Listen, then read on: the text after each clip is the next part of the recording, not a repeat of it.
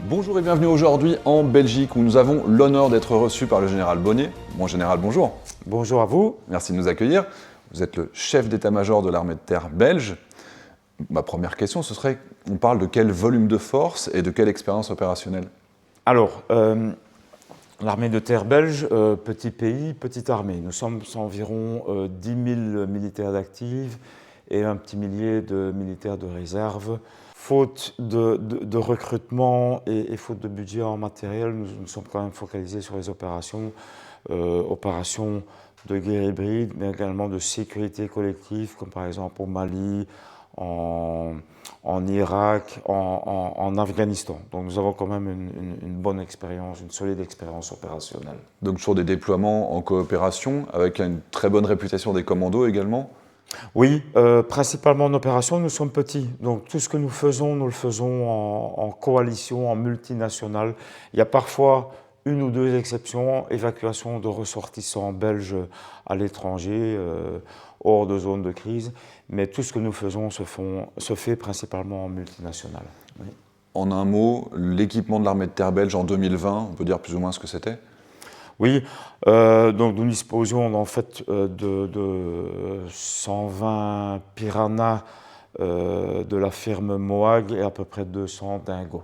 Et quelques hélicos également? Oui, quelques hélicos, mais pas beaucoup. Pas beaucoup. On va revenir du coup un petit peu sur l'actualité. Il y a quelques jours, il y avait le Land Day dans cette grande présentation dans laquelle on voyait le premier Griffon et puis tous les industriels belges qui étaient présents. Puis on voit quand même qu'il y a une vivacité. Vous avez fait un discours qui était assez marquant sur cette prise de conscience générale qui s'accompagne évidemment d'un besoin de réinvestir. D'abord, j'ai envie de dire, mais les grands défis stratégiques de l'armée de terre belge aujourd'hui, ils ont été identifiés. Et dans quelle direction est-ce qu'on s'oriente?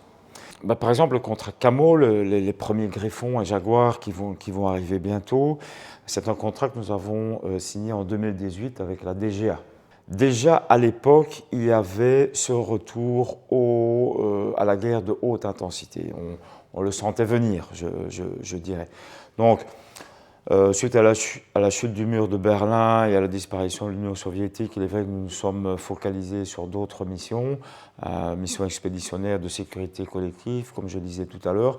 Mais maintenant, nous revenons certainement en termes d'entraînement à un entraînement de conflit de haute intensité. Donc, nous souhaitons récupérer une capacité inter-armes, de combat inter-armes, l'infanterie en collaboration avec la cavalerie, mais également donc tous les appuis en termes d'artillerie, de génie, de logistique, etc.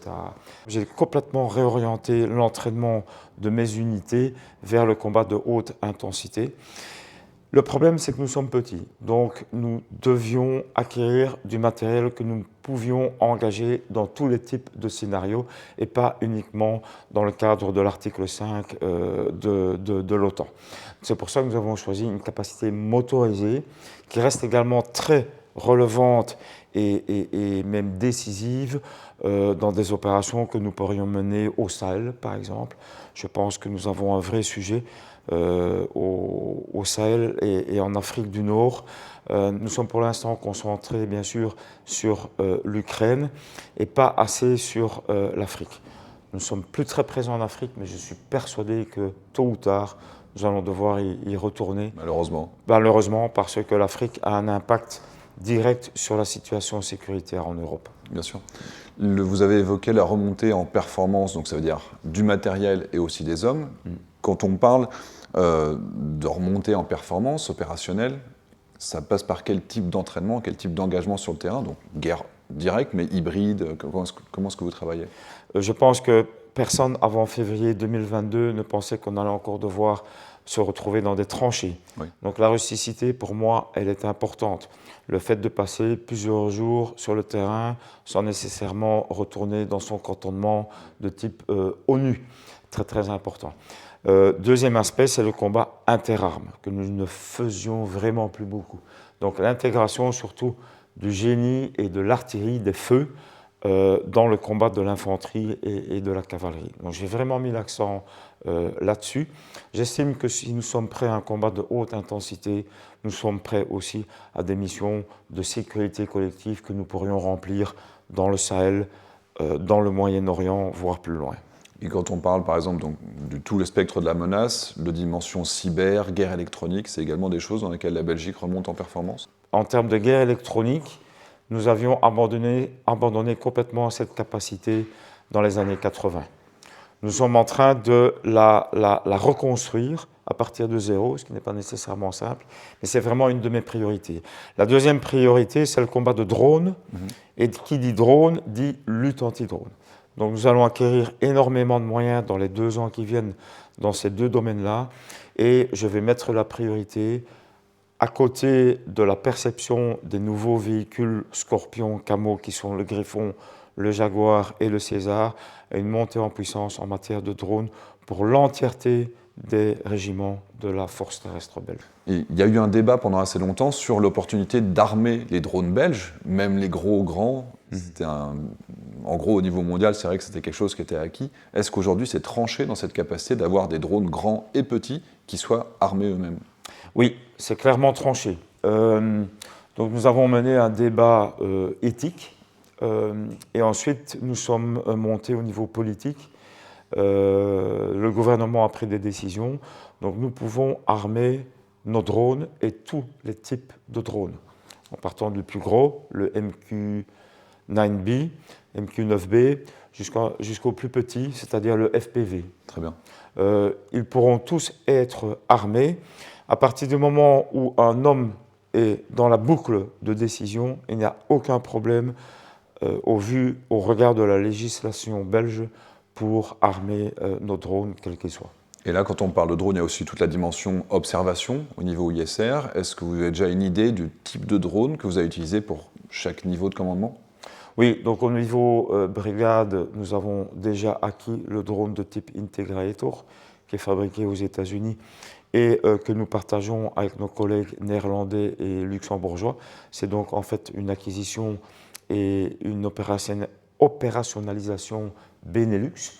Ensuite, au niveau régiment, compagnie et section, nous avons également acquis des moyens. Certains sont arrivés, certains ne sont pas encore arrivés.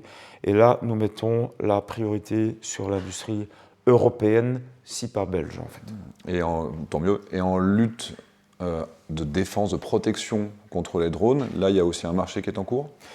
Un énorme marché est en cours, je dirais. Ce que nous avons pour l'instant, c'est en fait des fusils, des appareils de détection qui sont liés à des fusils qui permettent de brouiller en fait les drones qui pourraient nous nuire.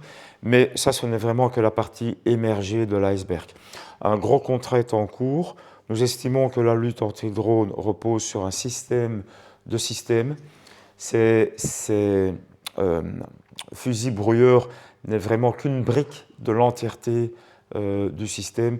Et donc ça va aller d'effecteurs cinétiques à non cinétiques, de senseurs optiques, électro-optiques, infrarouges, mais également de détection électromagnétique.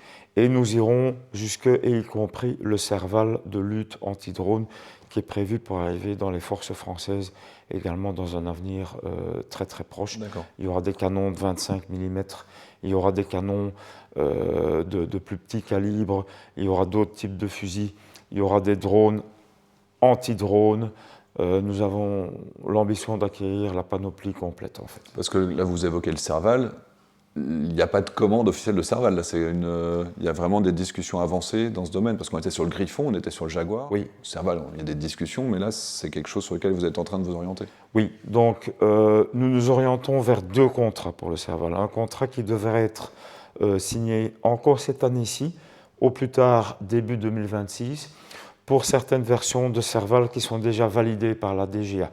Ne concerne donc pas le Serval de lutte anti-drone, qui doit encore être validé, ou le Serval Mistral, par exemple. Et alors, dans un deuxième temps, je pense début 27, un second contrat, où là, nous allons acquérir ce qui nous manque pour équiper complètement de manière organique cette brigade motorisée, c'est-à-dire le Serval NCT, le Serval de lutte anti-drone, le Serval Mistral, et peut-être encore d'autres nouvelles versions qui sont en développement à l'heure actuelle chez KNDS. Et ce sont des équipements sur lesquels il y a de l'intégration d'équipements belges. On connaît John Cochrane, on connaît la FNR Stahl. bons industriels. Est-ce qu'il y a une coopération aussi à ce niveau-là sur lequel vous poussez? Surtout en matière d'armement, donc le tourello d'autodéfense pourrait venir de l'industrie belge, mais sinon pour le reste, je vise exactement au boulon près le même matériel que l'armée de terre française, pour une question d'interopérabilité et d'interchangeabilité. On pourrait imaginer par exemple sur le terrain qu'un mécanicien belge travaille sur un Serval ou un Griffon français et qu'un armurier français travaille sur un Jaguar belge. Bien sûr. Si nous commençons à diverger en termes de matériel et d'armement, je pense que nous perdons une des grandes valeurs ajoutées du partenariat CAMO. Bien sûr, et la coordination et les opérations extérieures qui se font souvent en partenariat entre la Belgique et la France, évidemment. Du coup, si on reste sur cette question de coordination et de coopération internationale, vous l'avez dit, la Belgique s'intègre généralement dans des forces multinationales plus larges. Est-ce qu'on s'oriente vers une volonté d'intégration plus approfondie, une armée européenne? Quelle est votre vision stratégique sur le long terme? Je ne crois pas à une armée européenne. Oui. Je n'y crois pas parce que je ne pense pas que le niveau politique est prêt à donner une partie de sa souveraineté, de céder une partie de sa sécurité à une entité supranationale. Je suis conforté dans mon idée par deux événements assez proches. Le premier, c'est le Brexit. Bon, tout le monde le sait, le Royaume-Uni était assez réticent pour une armée européenne. Je pensais que, suite à la sortie du Royaume-Uni de l'Union européenne, nous aurions assisté à des progrès majeurs dans le cadre de cette armée européenne. Je n'ai rien constaté. Le deuxième événement, c'est le début de la guerre en Ukraine. Je pensais peut-être que ce serait un électrochoc pour les Européens, pour vraiment avancer dans le cadre de cette armée européenne. Ça n'a pas été le cas non plus. Je constate simplement que c'est très difficile au niveau politique, et je n'y crois pas. Mais finalement, ce n'est pas trop grave. Ce qu'il faut, et là, les forces aériennes et les forces navales sont beaucoup plus avancées que les forces terrestres au sein de l'OTAN ou au sein de l'Union européenne. Ce qu'il faut, c'est que nous puissions nous parler entre nous.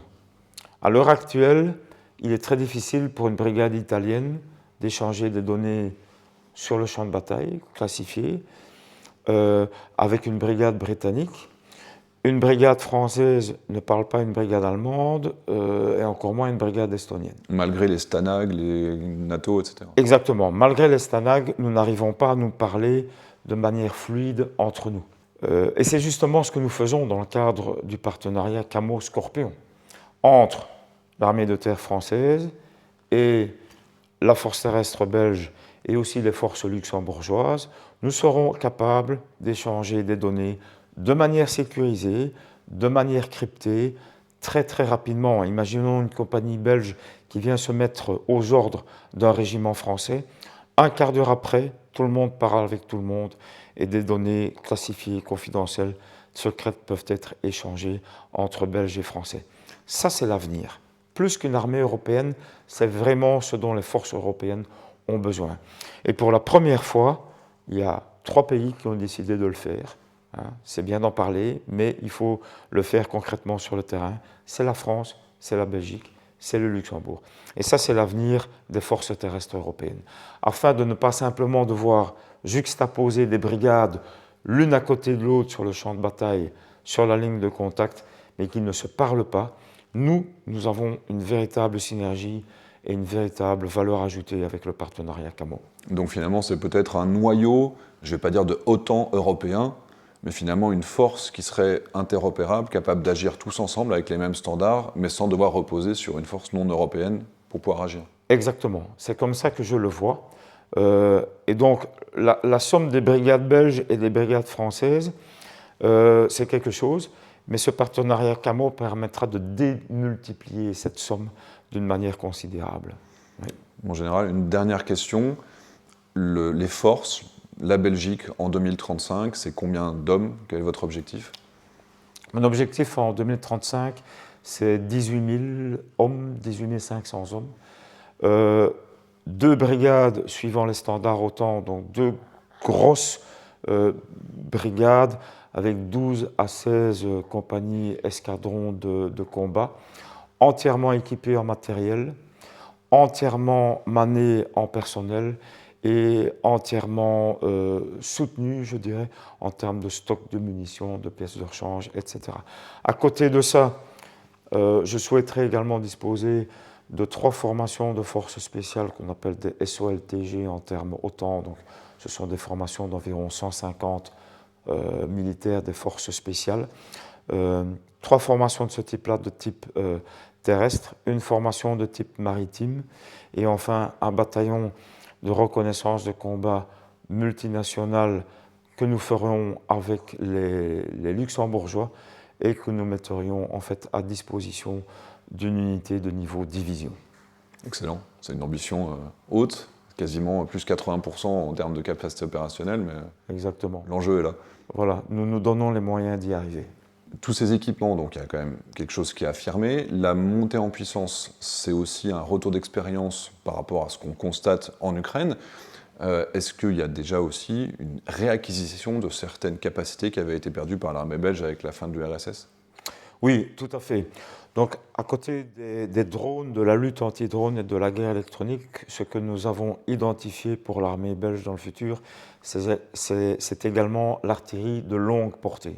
Donc, on parle de 300 km, qui sont effectivement des moyens qu'on utilise plus souvent au niveau de la division, échelon que nous n'avons plus au sein de l'armée de terre belge, mais que je souhaite pouvoir mettre à disposition à côté des 2 brigades, que je souhaite mettre à disposition de l'échelon divisionnaire duquel nous dépendrons, a priori, la France. Donc, capacité d'artillerie à longue portée, hein, ce qu'on peut comparer aux lance-roquettes unitaires actuelles de l'armée de terre française, mais peut-être avec une portée allongée. C'est absolument indispensable. Nous le constatons tous les jours en Ukraine. Au niveau des troupes divisionnaires, ce que nous pourrions avoir aussi, je dirais d'ici 2035 au niveau belge, c'est des capacités de franchissement, de pontage, capacités que nous avons également abandonnées à une certaine époque, et enfin des capacités de lutte anti-aérienne de moyenne portée. Donc quelque chose qui viendrait dans une couche au-dessus du Mistral. Au-dessus du Chorad et en allant jusqu'à l'Aster 30, quelque chose entre les deux. Voilà, quelque chose entre les deux. Donc un asset purement de niveau division. Ceci permettrait à la Belgique et à son armée d'avoir une valeur ajoutée supplémentaire à côté de ces 2 brigades, en apportant un complément aux troupes de division à laquelle nous serions attachés. Alors là, c'est un souhait personnel ou c'est quelque chose qui est déjà intégré dans une doctrine ou dans des documents de cadrage ? C'est déjà intégré dans notre vision stratégique, notre nouvelle vision stratégique qui est sortie dans le courant du mois de juin. Et nous avons également prévu les budgets pour ce faire. Mais ce seront des budgets qui seront dépensés au-delà de 2030, entre 2030 et 2035. Mon général, un grand merci. C'est moi qui vous remercie. Les amis, on espère que ça vous a plu et on vous dit à très bientôt.